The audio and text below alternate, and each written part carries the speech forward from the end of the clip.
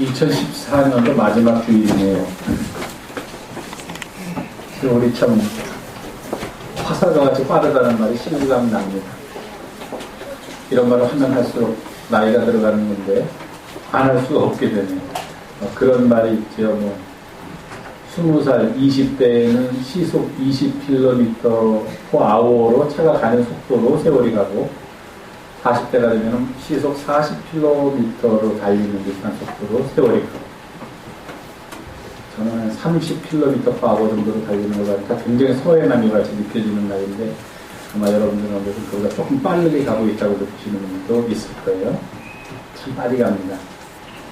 올해 시작된 게 2014년이라는 표현이 입에 있지 않았던 때가 엊그제 같은데 이제 또 새로운 2015년이라는 연도를 기억해야 할 그런 때가 되었습니다. 특히 지난 한 해는 우리가 흔히 한 해를 보내면서 하는 말 중에 다사다난이라는 말이 있습니다. 참 많은 일들이 있었고 다난 많은 어려움도 있었던 한 해다 하는 말이 있는데 매년 이 말 하죠. 우리가 그 해가 가장 다사다난했다. 장사를 하시는 분들은 늘 올해가 가장 힘들었다고 얘기하는 것처럼 한 해를 살면 우리는 늘 올해가 가장 다사다난했다. 지난 해보다는 올해가 더 힘들고 일이 많았다. 그렇게 얘기를 하는 것 같아요. 근데 올해는 정말 문자 그대로 다사다난했습니다. 4월 16일 날 정말 우리가 그런 우리 민족의 슬픔이 있죠. 나라의 슬픔을 당하고 그 뒤로도 계속 나라가 갈라진 상태에서 최근에는 또 한 정당이 없어지는 그런 일까지 겪으면서 이 조그만 한반도 내에 다사다난한 그런 한 해였던 것 같습니다. 그럼에도 불구하고 지난 1년 동안 우리의 삶을 지키시고 우리와 함께 하셨던 하나님께 먼저 감사를 드리면서 오늘 저희는 2014년도를 보내는 마지막 주일 예배를 드리고 있습니다.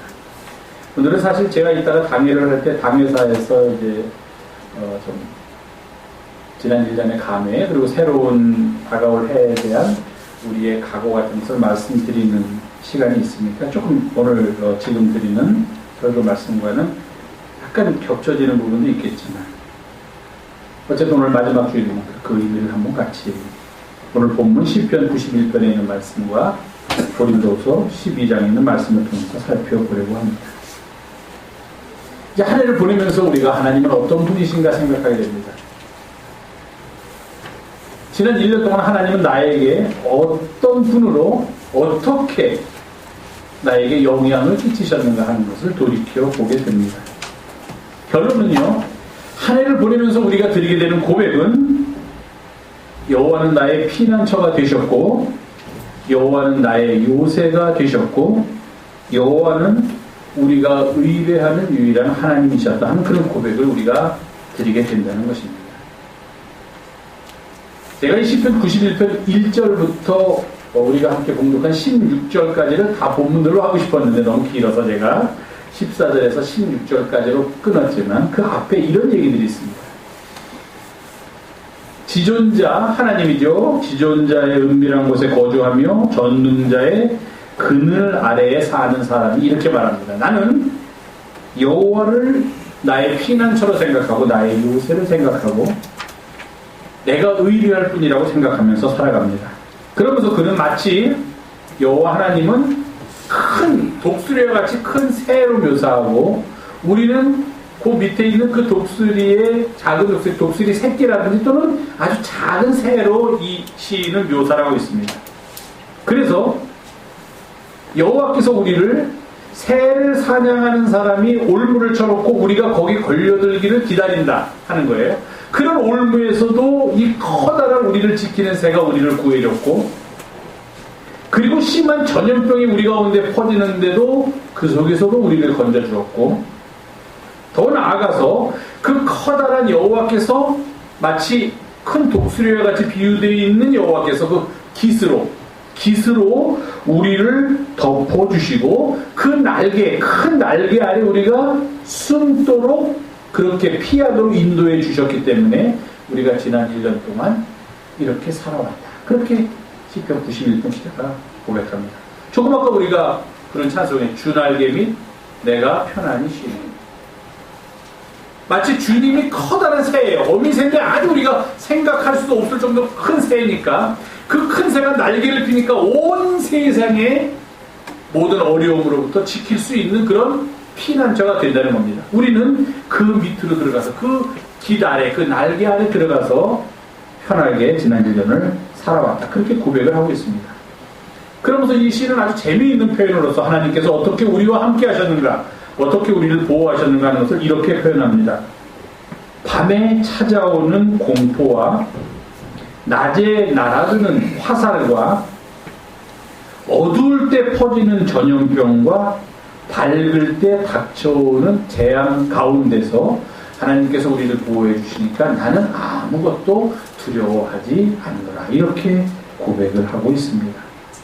여호와가 우리의 피난처가 되셨고 여호와께서 우리의 거처가 되셨고 여호와께서 우리가 머물 곳이 되셨기 때문에 그의 날개 아래 우리를 품어주시고 우리가 그리로 피할 수 있도록 해주셨기 때문에 이 시편 기자는 재밌죠, 표현이.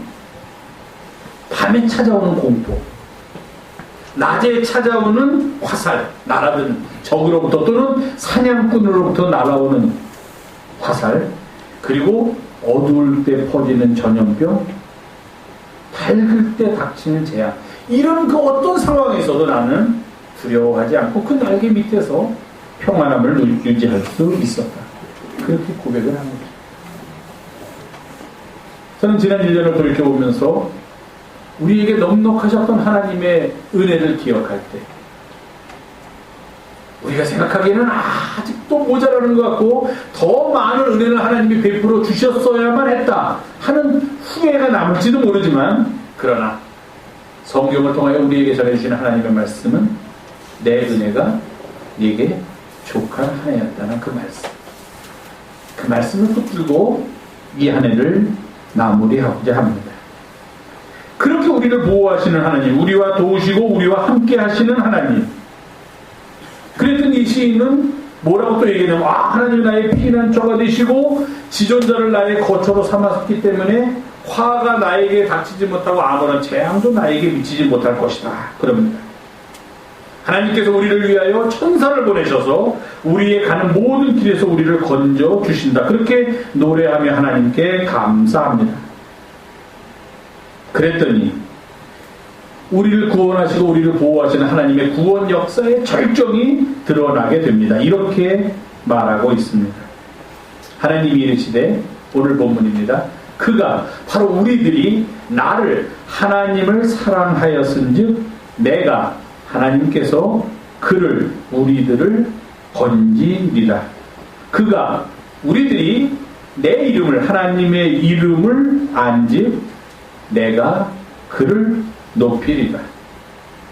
그가 내게 간구하리니, 우리가 하나님께 간구한다는 거예요. 우리가 하나님께 간구하면 하나님께서 우리에게 응답하시고 우리들이 환난 당할 때 하나님께서 우리와 함께 하셔서 우리를 건지시고 우리를 영화롭게 하신다. 이렇게 하나님께서 말씀하고 계십니다.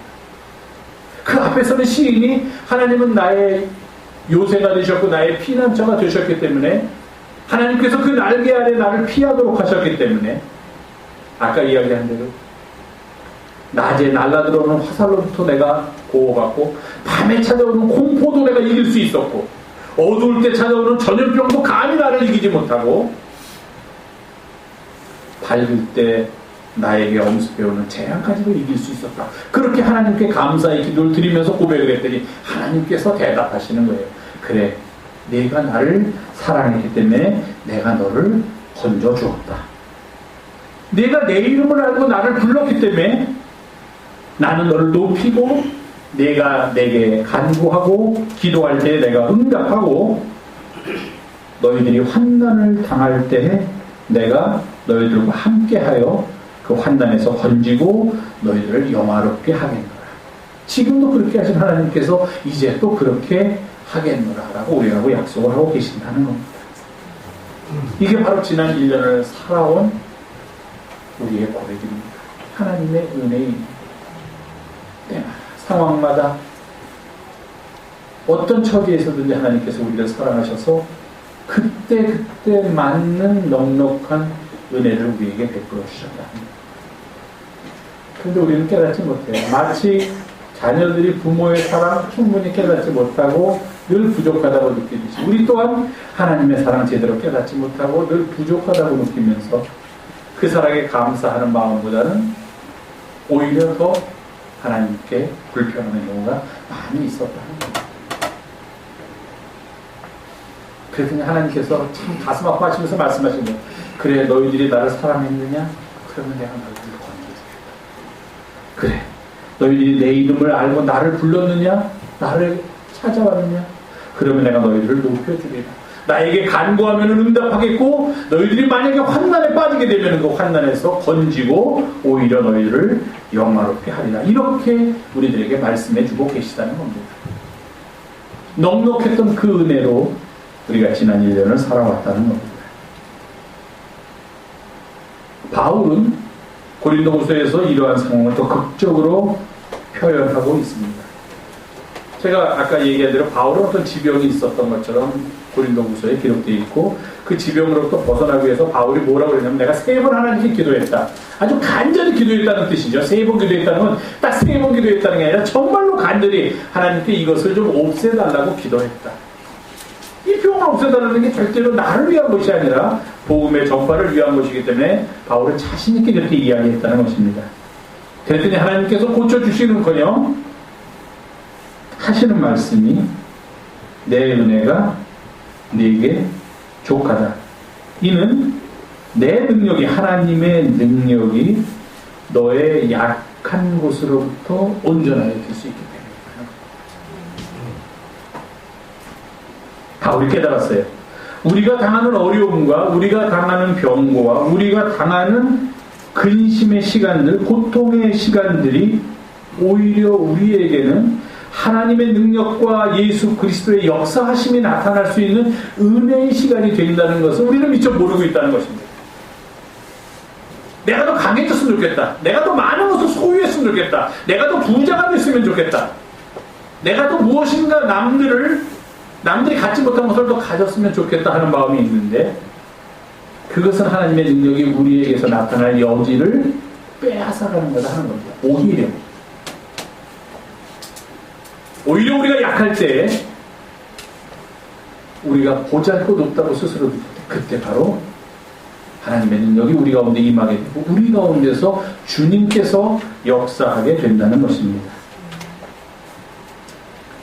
인간적으로 생각하면 그 순간이 결코 그렇게 좋은 순간은 아니에요. 지금은 이렇게 말하지만 막상 우리가 그런 어려움에 처하게 되면 몸이 아프게 되면 또는 아주 중대한 그런 고통 속에 우리가 빠지게 되면 절망 속에 빠지게 되면 그런 사람들을 향해서 또는 그런 사람들 스스로가 이 순간은 하나님께서 역사하시는 능력의 순간 오히려 감사의 순간이다라고 그렇게 고백하기는 사실은 그렇게 쉬운 일은 아닙니다.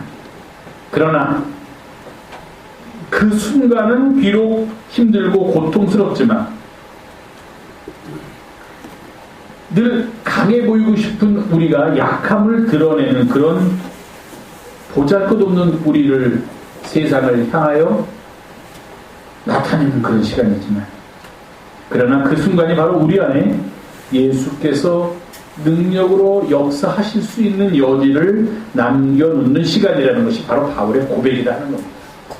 그 말은 뭐냐면은 일부러 주님께서 우리 안에 역사하기 위해서 일부러 궁핍해지고 일부러 막 어려워지고 일부러 고통을 받자 하는 이야기가 아니에요.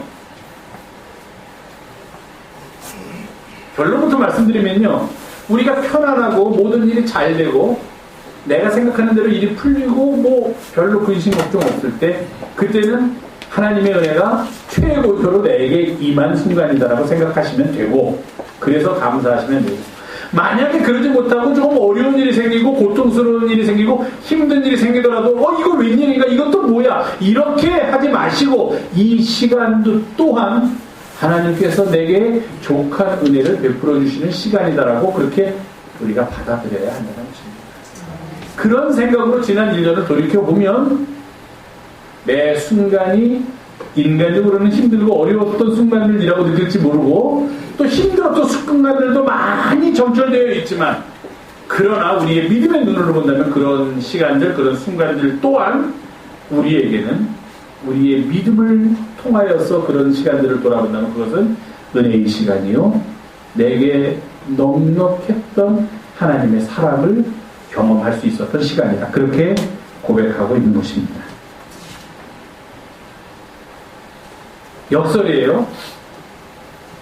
바울이 여기서 이야기한 대로 내가 그리스도를 위하여 약하고 능욕받고 궁핍하고 박해와 곤고를 받았는데도 그 순간조차 하나님의 넉넉한 은혜가 내게 임한 시간이었다고 고백을 한다면요, 그러면 그거보다 조금 더 나았던 시간은 뭡니까? 하나님의 넉넉한 은혜가 내게 임했던 시간이다. 이렇게 된다는 거예요. 가장 우리가 낮은 곳에 처한 시간마저도 하나님의 은혜가 우리와 함께하는 시간이라는 고백이 가능하다면 그 나머지 시간은 더 말할 필요가 없이 하나님의 인도와 보호하심이 우리와 함께하는 시간이다. 이렇게 말할 수 있다는 것입니다. 얼마나 감사한 일인지 모르겠어요.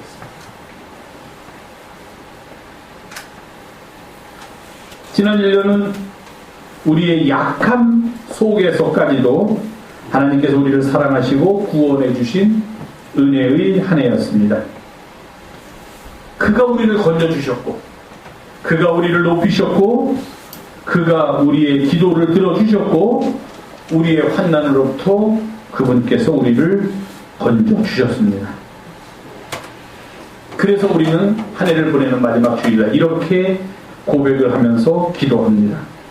그러므로 내가 그리스도를 위하여 약한 것들과 능력과 궁핍과 박해와 곤고를 기뻐하노니 이는 약한 그때에 내가 비로소 예수 그리스도의 능력을 체험할 수 있었기 때문이다. 하나님께서 나와 함께 하심을 깨달았기 때문이다.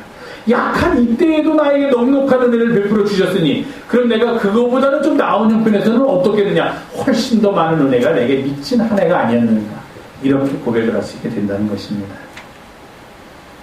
한 해를 보내면서 주님께서 우리에게 말씀하십니다. 늘 우리에게 족한 은혜를, 넉넉한 은혜를 하나님께서는 베풀어 주십니다. 그 넉넉한 은혜에 사로잡혀서 나의 삶 속에서 내가 아니라 오히려 예수 그리스도의 능력과 예수 그리스도의 강함이 나타나는 그런 삶을 살아가게 될 때 우리는 비로소 약할 때 강함이 되시며 약함을 통하여 우리를 온전하게 하시는 그리스도의 사랑과 은총을 경험하게 되리라 그렇게 믿습니다. 이런 믿음으로 이 한 해를 마무리하시고 새해를 준비하는 우리 영성의 가르침이 되기를 간절히 주님의 이름으로 부탁을 드립니다. 기도하겠습니다. 우리를 도우시고 사랑하시는 거룩하신 주님, 오늘도 저희가 함께 모여서 기쁨으로 하나님을 찬양하고 예배하며 지난 1년 동안 우리와 함께 하셨던 주님께 감사, 기도할 수 있도록 도우심을 감사드립니다. 우리에게 족한 은혜를 베풀어 주셨던 하나님, 그 은혜에 힘입어서 세상에서 늘 승리하며 세상과 더불어 싸울 때 용기 잃지 않고 주님 편에 서서 앞을 향하여 나아가는 우리가 되게 도와주시옵소서. 우리 구 예수님의 이름으로 기도하옵나이다. 아멘.